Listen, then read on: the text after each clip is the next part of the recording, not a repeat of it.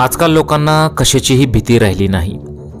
पुण्यामधून अतिशय धक्कादायक घटना सध्या समोर येत आहे। अक्षय चव्हाण हे आपल्या कुटुंबासमवेत थेऊर येथील चव्हाण वस्ती परिसरात राहतात।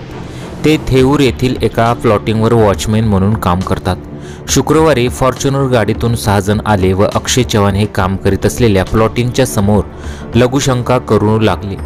त्यामुळे अक्षय चव्हाण यांनी त्यांना हटकले। यामुळे चिडलेल्या आरोपींनी अक्षय चव्हाण व शीतल चव्हाण या पती-पत्नीला अक्षरशः दगडाने ठेचून मारहाण केली व त्यानंतर हवेत गोळीबार केला। त्यानंतर सर्वजण गाडीतून केसनंदच्या दिशेने निघून गेले।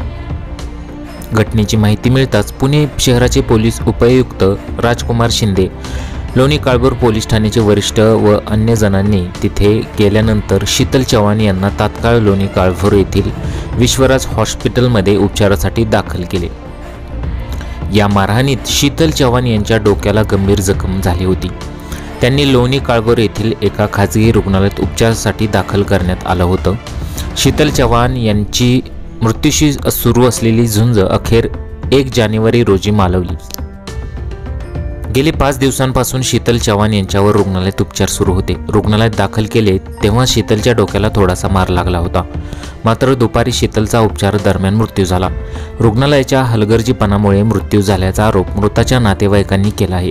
त्यामुळे शीतलच्या नातेवाईकांनी आक्रमक भूमिका घेतल्यानंतर रुग्णालयात परिसरात तणावाचे वातावरण निर्माण झाले होते।